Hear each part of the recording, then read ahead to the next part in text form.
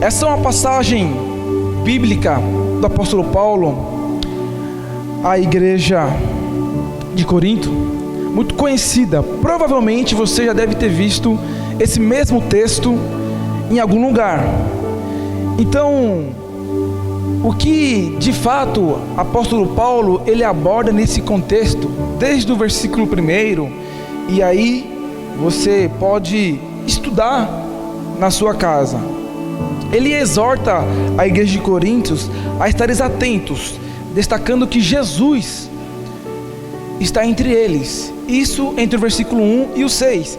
Ele vai continuar dizendo sobre o poderoso princípio da verdade e declara que não podemos nada contra ela, apenas a favor da verdade. A verdade, ela é mútua, ok? E ele conclui nesse versículo 11 e até o final, encerrando com recomendações, aconselhando os seus discípulos a se aperfeiçoar no amor e na comunhão um com os outros. Isso aqui, querido, a comunhão, ela é algo muito interessante. O que você pensa a respeito de comunhão? Quando eu estava orando e Deus colocou essa mensagem no meu coração, Diaconisa Elis, eu mudei completamente a minha percepção do que é comunhão. A comunhão, queridos, ela é algo fundamental, ela é um fundamento da igreja. Não há um crescimento, não há uma evolução se não houver comunhão. Só que existe uma comunhão coletiva, onde nós podemos abordar aqui o contexto do cristianismo e a igreja em si, e existe o seu favor à comunhão. Então, como você encontra dentro desse contexto no que se refere à comunhão? O significado da palavra comunhão é muito interessante. Diz o seguinte, que é a participação de algo indivisível. Podemos entender comunhão como uma unidade, pois ter algo em comum é o mesmo que ter unidade na igreja. O interessante da igreja primitiva é que eles tinham algo muito em comum. Lá em Atos, no capítulo 2, versículo 44, diz: todos os que creram estavam juntos e tinham tudo em comum. Vai continuar dizendo no versículo 42: e perseveravam na doutrina dos apóstolos e na comunhão, no partir do pão e nas orações. Então a comunhão, ela é um fundamento da igreja. E aí ela se divide, entre aspas, em cada ministério. Comunhão com louvor, comunhão com a dança, ministério, os obreiros, entre outros. Então, querido, a unidade, ela só vai acontecer quando, e somente quando, temos algo em comum. Pô, presbítero Esquilo, você é um grande amigo meu, cara. Nós temos algo em comum? Temos a mesma visão de reino. Não há como ter unidade, querido, com uma pessoa que tem um pensamento totalmente oposto do que o meu. Não há como ter comunhão, uma unidade num relacionamento amoroso, e aqui falando de unidade mesmo, de uma pessoa que é totalmente oposta a você. Por exemplo, o camarada é da igreja, a irmã da igreja, ambos da igreja. Aí a irmã conhece um abençoado do mundo, não é batizado, não é cristão. Eu sempre sou a favor de que essa pessoa ore e dê o seu melhor para que essa pessoa que até então é ímpio se converta, se batize. Mas é muito difícil, querido, você ter um resultado tão positivo como esse. Isso é estatístico. Todo mundo aqui conhece alguém que era firme na igreja, aí só foi começar um namoro, saiu da igreja. Eu estou falando alguma mentira aqui? Não. Então, quando se fala de unidade, tem que haver algo em comuns. No caso da igreja, o que há em comum entre nós e aqueles que creem que somos nós, é exatamente a igreja. O que há em comum entre nós da Adapt Church é justamente esse ambiente, é esse ministério, é a nossa visão. A comunhão, querido, ela é espetacular. Por quê? Porque dentro de uma comunhão, querido, há diversas divergências. Entenda uma coisa: não é porque eu sou um líder que você tem que concordar com tudo que eu falo. Eu posso divergir de uma ideia. Bispo Cleiton, cara, eu acho que essa parede aqui, vinho fica melhor, preto eu não gostei. Eu prefiro, na minha opinião, Bispo Cleiton, as cadeiras têm que ficar aqui e um espaço no meio. Eu posso divergir de uma ideia do meu líder, eu não posso divergir da visão que Deus deu para ele. Quantos entenderam isso?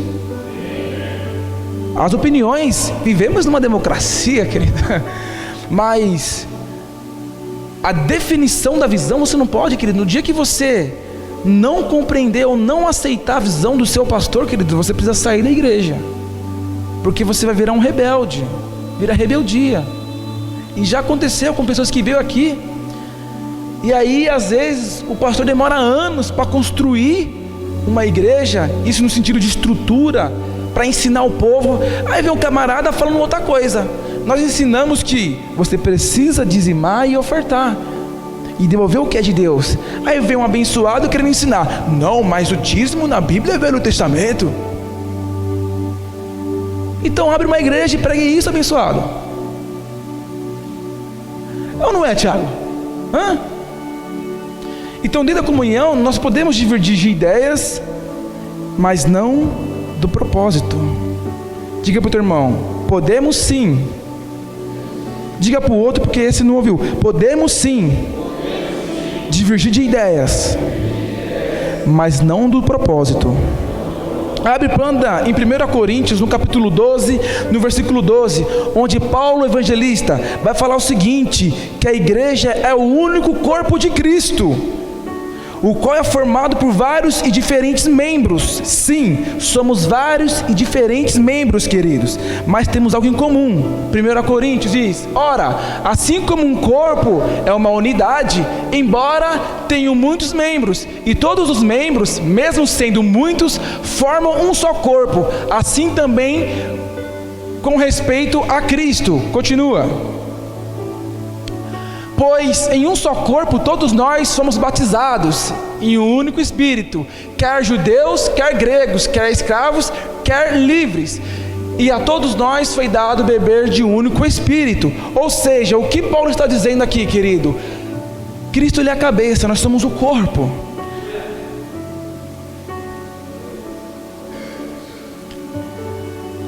E dentro disso, de um corpo, ele tem vários membros: braço, cabeça, perna, joelho, dedo, fazendo referência a cada um na sua função, formando o corpo e a igreja de Cristo. Então o braço ele tem uma função diferente das pernas, os olhos têm uma função diferente da boca, o louvor tem uma execução diferente da palavra, os obreiros executam diferente do louvor. Enquanto o louvor ministra, os obreiros intercedem. E quando você está aqui ouvindo essa mensagem, tem alguém ali operando a sonoplastia da igreja. Somos um corpo com vários membros, com funções diferentes, mas o cabeça é Cristo. Só que tem um problema. Diga: qual, Jean? Posso falar? Posso ou não posso? Posso. Tem gente, Felipe, que vem para uma igreja e quer fazer parte da comunhão, da unidade, e não é membro. Porque membro, pastora, se eu beliscar o teu braço, você vai sentir dor. Se eu beliscar, der um chute na sua perna, evangelista, você vai sentir dor. Se eu te furar com uma agulha, Fê, você vai sentir uma dor. Membro sente dor. A dor da igreja, a dor de pagar um preço, a dor de estar aqui, querido, às vezes uma hora antes, sair por último, ser os primeiros a chegar. Aí tem gente que chega numa igreja e não quer ser membro, quer ser prótese.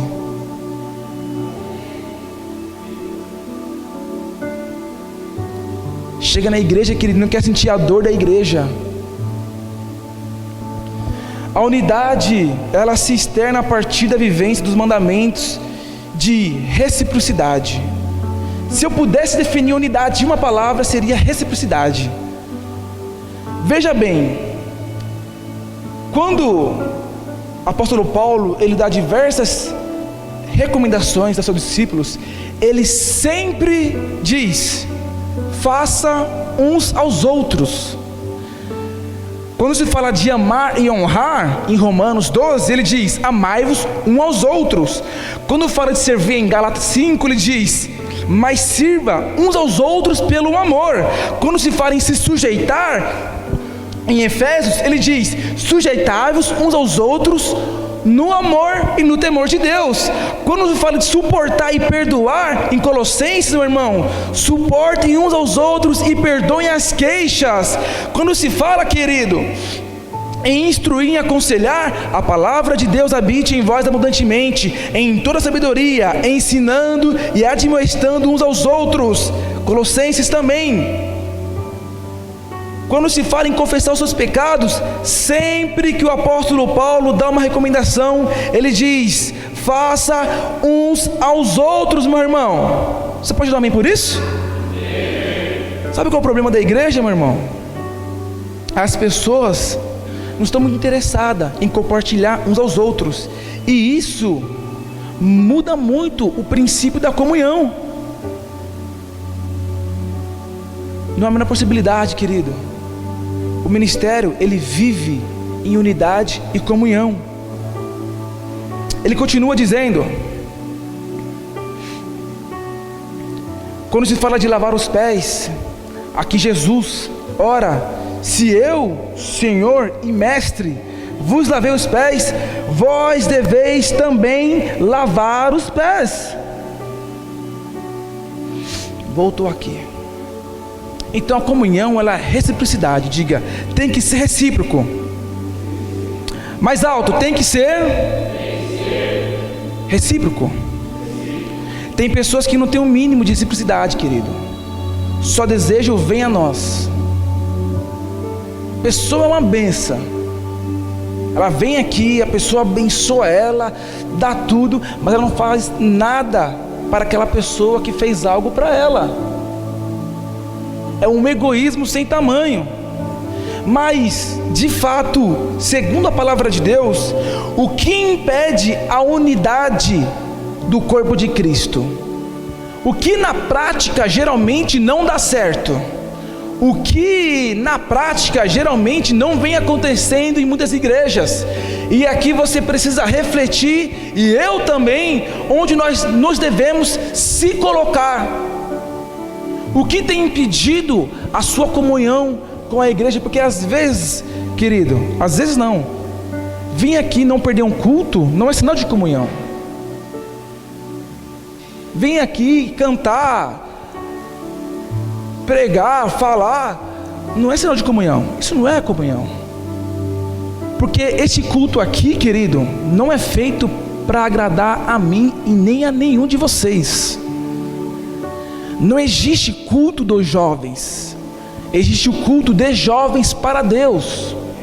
O culto é para Deus, meu irmão. Existem alguns motivos, eu quero compartilhar com vocês. Repita comigo: existe alguns motivos que impedem a comunhão da igreja. O primeiro deles é muito peculiar, e vocês vão se identificar, pois eu já ouvi isso. Muitos dizem que eles se afastam da igreja por direção de Deus. Quem já ouviu isso? Deus falou comigo e não é hora de eu estar junto, não é hora de eu falar. É interessante isso, algumas pessoas são corajosas de se afastar do ambiente de comunhão. Isso é um perigo, porque é uma ovelha que foge do aprisco, ela sai do aprisco, de onde ela pode ser cuidada, abraçada, amparada, e vai para qualquer canto. Isso é um perigo. E muitas das vezes essas pessoas dão essa desculpa: ah, foi uma direção de Deus. entre aspas. Mesmo que isso vai contra todos os princípios bíblicos, dar um tempo faz parte, porque há tempo para todas as coisas. Mas deve-se tomar muito cuidado com isso, querido. Para essas pessoas, agora na hora de comungar, de estar junto, de participar, mas certamente você vai reconhecer que muitas dessas pessoas parece que tomam essa decisão para a vida inteira. A pessoa já está há 10 anos que não entra numa igreja. Não é a hora.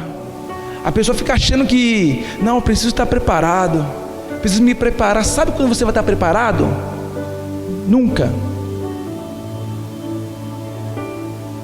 Nunca. Sabe por quê, queridos? Porque o ministério, a igreja, é desafios, é quebrar pedras, é avançar. Então você nunca vai estar preparado. E Deus nem espera isso de você, porque é Ele que capacita os escolhidos. Um outro problema evangelista é o desânimo. Quantos aqui já sentiram desânimo? Só eu e mais 4 aqui. Quantos aqui? Ah, irmão, desânimo é triste. O desânimo. Não está com disposição no interior para se aprofundar em relacionamentos. Esta é uma fase de apenas receber de Deus, entre aspas, sem se envolverem demais com os irmãos por pensarem ou admitirem não ter muito para repetir ou compartilhar. Essa, querido, é uma outra mentira de Satanás na vida das pessoas. Uma igreja, querido, o que mais tem são coisas para fazer. E às vezes você está desanimado porque você vem para o culto, e isso acontece muito com quem tem visitado as igrejas. Aí você acha que a igreja é uma bênção. Aí você vai nos primeiros meses, aquele louvor, aquele culto. Aí você começa a ir para a igreja e depois de um momento fica disperso. Porque, peraí, eu só estou vindo para o culto e mais nada, não tem mais o que fazer? Será que as pessoas não me enxergam aqui? Será que não tem ninguém me vendo aqui? Será? Será que o pastor não está me vendo que eu estou aqui? Não vai me dar uma oportunidade para abrir um culto? Ninguém está me vendo, meu Deus do céu? Aí bate aquele desânimo. Meu irmão, o que mais tem numa igreja são coisas para fazer. E se você está aqui, ouça isso. Se você está aqui e pensa dessa forma, me procure no final do culto, que eu vou delegar algo para você fazer. Ah, meu irmão, temos aqui o louvor, temos a equipe de teatro. Oh, glória! Temos o Ministério dos Obreiros, o voluntariado. Meu irmão, a obra é grande, poucos são os trabalhadores. Mas você precisa se colocar à disposição, querido. O pastor, o bispo, eles não têm bola de cristal para saber o que você quer fazer. Você precisa se envolver, diga, você precisa se envolver, querido. Diga mais forte, você precisa se envolver. Outro ponto importante são as mágoas, por terem experimentado sinceramente, meu irmão, em outros tempos, em outros lugares, viviam unidade em outras igrejas, saíram feridos e magoados. São pessoas que não se jogam mais de corpo e alma nos relacionamentos, porque você foi ferido em outro lugar. Aí chega em uma outra igreja, você acha que vai ser a mesma coisa. E não é. Você não pode perder a sua salvação por causa de outros, querido. Entenda uma coisa, Deus, Ele não vai julgar os nossos pecados, porque não tem como Ele julgar algo que Cristo já pagou. O que Ele vai julgar são as suas, as minhas, as nossas obras, são as nossas ações, é o seu ministério que vai ser julgado. não é o seu pecado. Aí você foi ferido em outro lugar e acha que vai chegar numa igreja e vai ser a mesma coisa. Não, meu irmão, porque a Bíblia diz que a glória da segunda casa será maior do que a primeira. Ai, Jesus. Basta você se envolver, querido. Abrir o teu coração. Você tem que parar de ficar em cima do muro. Deus, Ele repudia a igreja de Éfeso e Filadélfia, porque Filadélfia estava morno, ou em cima do muro. E ali Deus fala: esse eu vomito, eu jogo para fora. Para Éfeso, Deus diz: volte de onde você caiu. Vai lá de onde você pecou, porque você vem para culto, Éfeso. Você vem para culto, você está aqui, faz o louvor, mas o seu coração não queima mais por mim. Você não é mais meu filho, você virou funcionário do reino. A pessoa já está há 10, 20 anos na igreja, não sabe mais o que é queimar, como ela queimava antes quando conheceu a Jesus. E Jesus fala para Éfeso: volte ao primeiro amor, volte às primeiras práticas. Não se deixe, querido, não deixe a tua salvação, não deixe, querido, por nada. Se você foi ferido em outro lugar, recomece, tenha força. Eu falo por experiência própria. O último ministério que eu saí, alguns aqui conhecem o pastor. Hoje, querido, o tempo passou e hoje nós somos libertos e perdoados uns com os outros. Mas eu lembro que eu saí numa situação muito ruim, querido. Para quem serviu 7 anos na igreja, como eu servia, foi péssimo da forma que eu saí. Eu lembro que a última vez que eu falei com esse pastor, eu desliguei o telefone na cara dele, porque não soube conduzir, me expôs a minha família, porque eu iria sair da igreja, dei meu tempo, queria mudar de igreja. Deus falou comigo. Poderia estar ferido com isso ou não? Ter o desafio de começar em um novo lugar não é fácil. Não é fácil, meu irmão. É uma nova igreja, é uma nova visão, é um outro pastorado. Aqui acontece muito na DAP, tem muitas pessoas que vêm de outros lugares. Aí chega aqui, meu irmão, é uma luta, porque a pessoa acha que ela pode fazer aqui o que ela fazia lá. E aqui, para quem é dessa igreja, já sabe que o ministério aqui é totalmente diferente. Deixa eu me apressar aqui. Um ponto importante, às vezes o que impede a comunhão é o egoísmo. Simples assim. A Bíblia vai falar que o solitário busca o seu próprio interesse. Em Salmos diz: pais de órfãos e juiz das viúvas é Deus em sua santa morada. Deus faz que o solitário more em família. Querido, tome muito cuidado, porque o teu egoísmo pode te levar para o inferno. Aquelas pessoas que têm esse pensamento egocêntrico, elas podem fazer muitas coisas. Parece que sem nada acontece se ela não estiver presente. E isso em evidência, querido, e isso em evidência, quando o povo começa a reconhecer isso, a tua imagem fica suja perante a comunidade. Você escandaliza quando você pensa que só você pode fazer algo. Só porque eu canto bem, só eu tenho que cantar. E se eu não cantar, o louvor não vai fluir. Não, se não for o pastor Diego pregando, eu acho que não vai dar muito certo.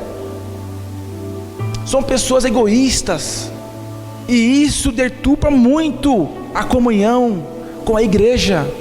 Meu irmão, não seja um cristão egoísta. Não seja uma mulher, um homem egoísta. Não pense só em você, pense como um todo, pense como uma igreja, pense como um corpo. Amém?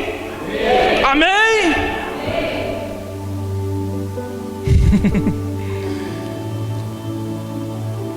Agora, segundo Deus. Isso é o nosso pensamento.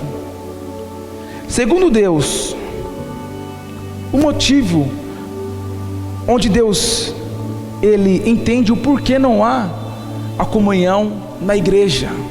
Ele diz, na palavra, o real motivo para a falta de unidade.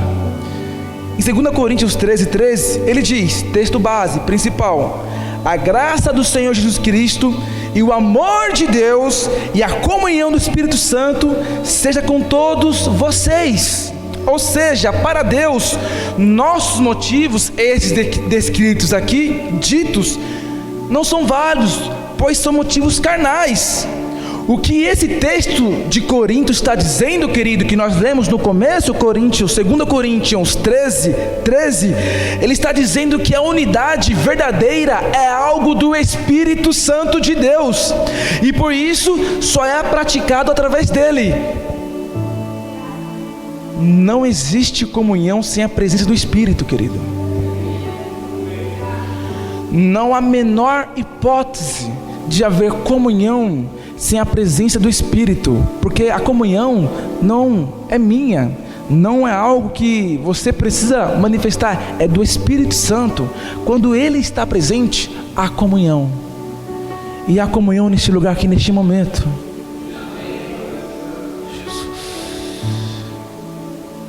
É impossível termos comunhão com o Pai e com o Filho através do Espírito Santo, e ao mesmo tempo não queremos ter unidade com nossos irmãos. É impossível você atrair a presença de Deus, ter comunhão com Deus, em conflito com seus irmãos. A falta de unidade entre os irmãos revela que a nossa unidade com Deus está deficiente.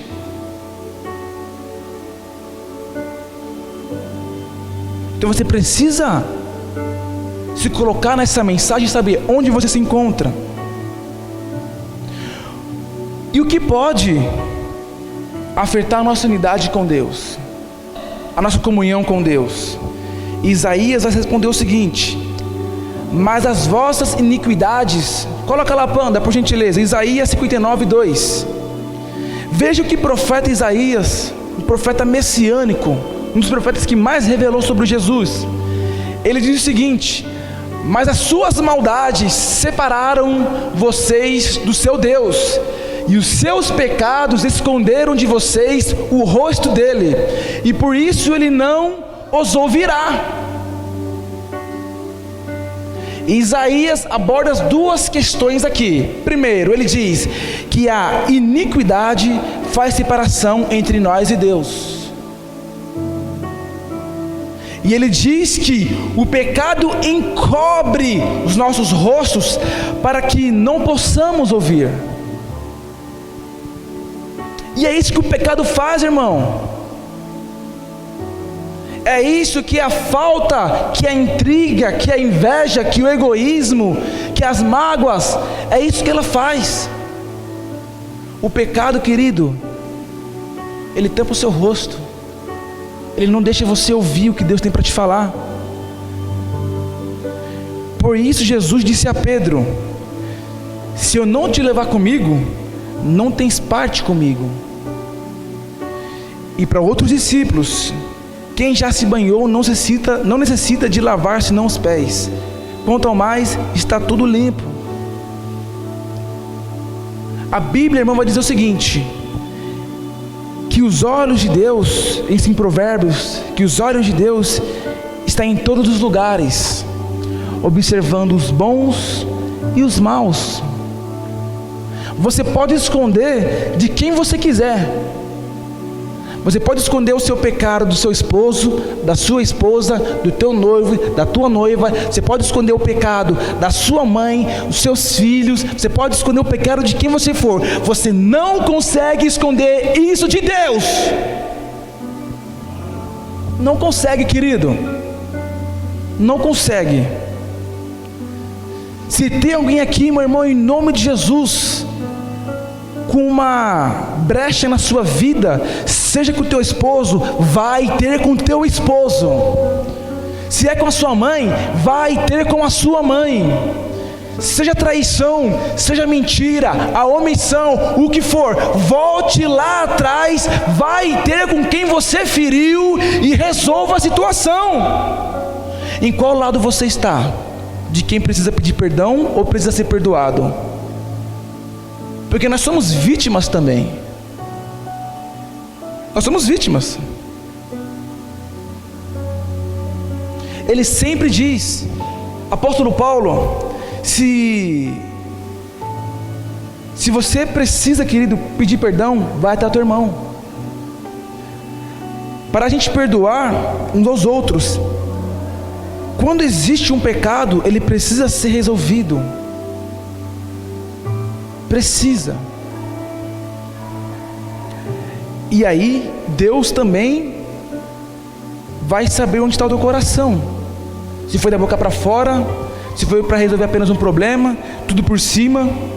Se o pecado nos afasta de Deus, afetando nossa unidade com Ele e com os irmãos, que é o corpo de Cristo, amém? O que ao contrário disso, nos aproxima de Deus. Ou seja, o que eu preciso fazer para sair dessa, Jean?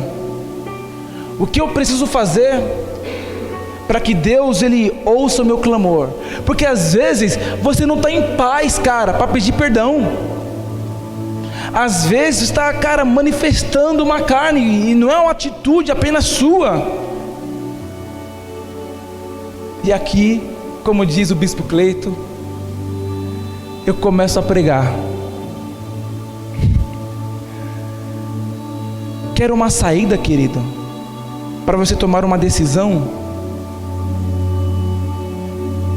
Quem aqui quer? Essa pergunta não é. Alguém aqui quer uma saída?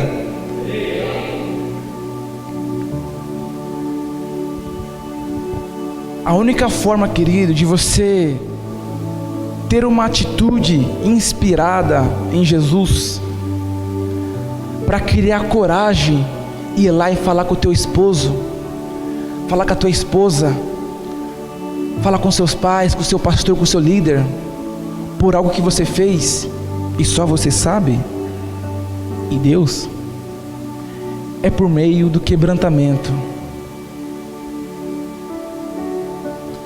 É por meio do quebrantamento. A única atitude para você entregar um perdão sincero e genuíno, primeiro, se quebrante diante de Deus, e aí sim, em paz com Deus, vá lá e peça perdão, e restitua a comunhão da tua casa, da tua família, do teu ministério, do teu lar. Restitua, se quebrante. Irmãos, em Salmo diz o seguinte, em Salmo 51: não te deleiteis em sacrifícios, nem te agradas em holocaustos, senão eu os traria. Os sacrifícios que agradam a Deus são um espírito de quebrantamento, um coração quebrantado e contrito. Ó Deus, não despreze. Ele continua: sara os de coração quebrantado, e eles pensam as feridas. Posso falar uma coisa, meu irmão? O louvor, ele é uma bênção. Existe uma coisa que Deus, Ele não tem como não se mover. Existe coisa que Deus não pode fazer, querido. Sabiam disso? Hoje, está com heresia no altar? Não. A Bíblia fala que Deus, Ele se move um coração quebrantado. Logo, Ele não pode deixar esse coração à toa. Deus, Ele ouve um espírito atrito, um espírito sincero. Deus, Ele inclina os seus ouvidos para ouvir aquele clamor, sua querida, seu meu irmão. O que você tem clamado a Deus nos últimos dias? Qual é a prova que você tem passado nos últimos dias? Qual é a dificuldade que você tem passado nos últimos dias? Clame a Ele, se achegue a Ele, e Ele se achegará a vós. Vá ter com Jesus, meu irmão, se quebrante, fale com Ele, e aí você vai ser inspirado, você vai se encorajar em resolver os seus problemas com os teus irmãos. Um coração quebrantado faz com que Deus se aproxime.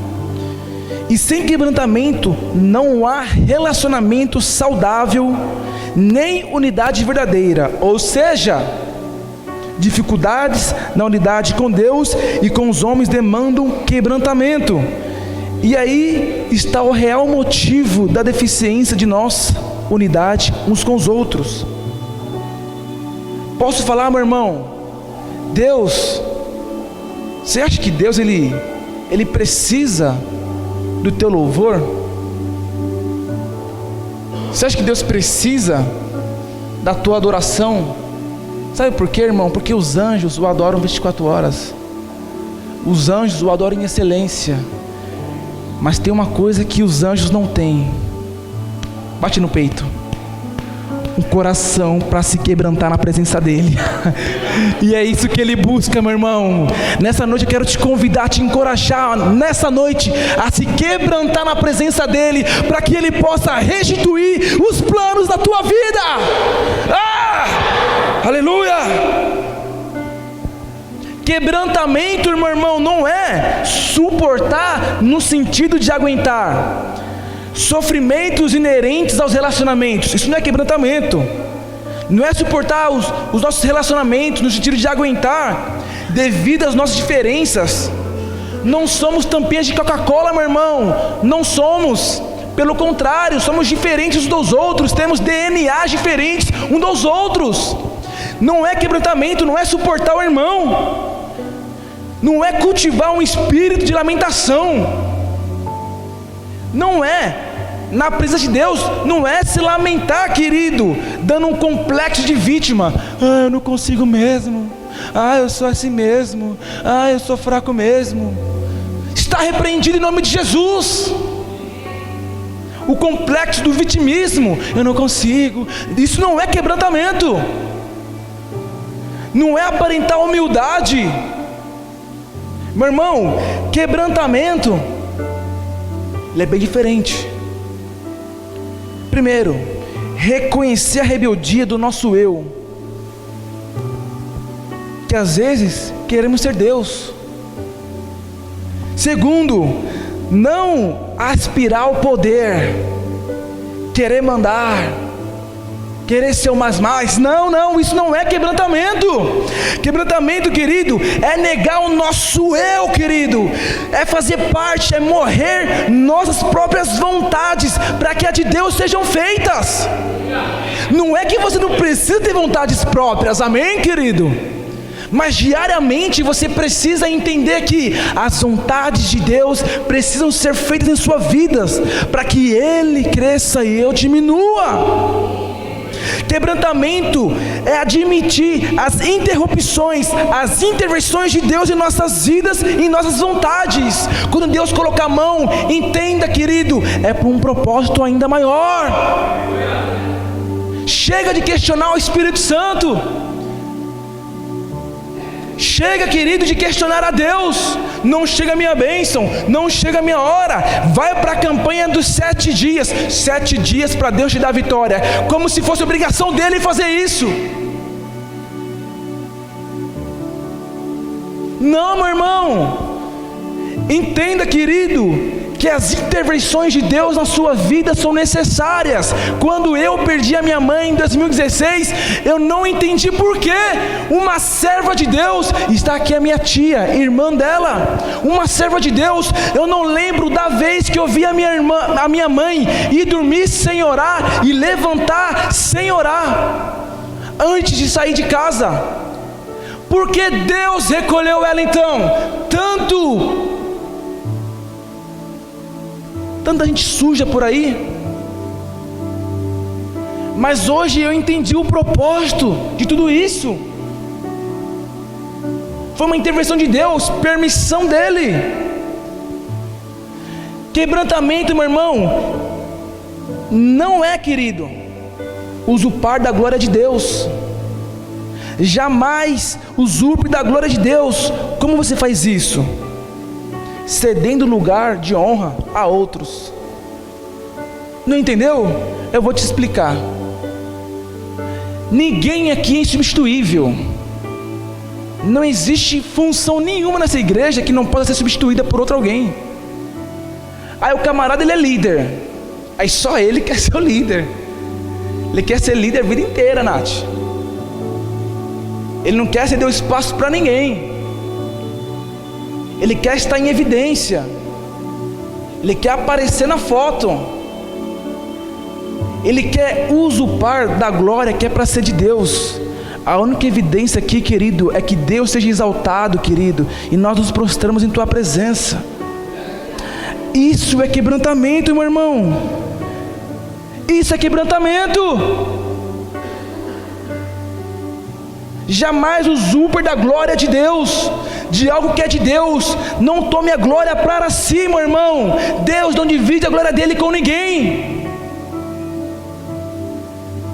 Não existe isso, querido. Não é bíblico. A melhor forma de você servir, querido, posso falar aqui para vocês? Tem coisa para fazer, meu irmão. É que às vezes, Felipe, o nosso ego, nosso orgulho nos compra, nos vendemos a isso, nos vendemos por tão pouca coisa, esquecemos dos princípios básicos do que é ter uma comunhão com Deus, um relacionamento e unidade, meu irmão. Começa a motivar o irmão do lado. Servir, querido, é você ser a favor da comunhão com os irmãos. É você estar junto. Teve uma ideia, vamos para cima, Jean, vamos para cima, presbítero Felipe, vai dar certo. Estamos juntos. Essa igreja aqui, meu irmão, não foi feita. Se você é uma pessoa, querido, que costuma, meu irmão, é um cara muito. Eu já fui um cara muito orgulhoso. Eu lidero o louvor desde os meus 16 anos de idade. Eu já fui um cara muito orgulhoso. Muito orgulhoso. Muito. Para mim era maravilha, Tarcísio, colar na igreja, jovem. Hoje eu acho que eu tô mais bonito, assim, do meu ponto de vista. Mas era maravilha chegar todo bonitão, solteirão. Aí eu pegava meu violão para me aparecer literalmente. E eu pagava de adorador. Adore. É o que muitos artistas gospel faz. Tá com a vida toda arrebentada, pecando, caindo com a namorada, fazendo. Eu amava, querido, não era propósito nenhum. Ia nas igrejas, aí você vai nas igrejas, a gente que é mais jovem assim, nada contra os mais velhos, mas assim, acontece muito disso. E talvez você já passou por isso. Aí tinha nas igrejas, aí era um time que só tinha poucas mulheres. Aí ia para nas igrejas, aí colava nas igrejas, ô irmã Débora, e aí, para cultuar, eu não tinha barba, só tinha cabeça e orelha, era muito magro, mas enganava bem, porque eu era um cara desenrolado. Aí eu chegava com o violãozinho nas costas, aí o outro maninho com o teclado, aí o outro maninho com o baixo, né? E o baterista, o mais metido de todos. E aí, irmão, era nítido o poder maligno. As irmãs já saciavam, as irmãs. Chegou um zarão ali, ó. Eu já vi irmã orar aqui, ó, de joelhos. Ela ganhou que entrou alguém. Ela olhou pra galera assim: oh, Jesus, Tu és bom, Pai.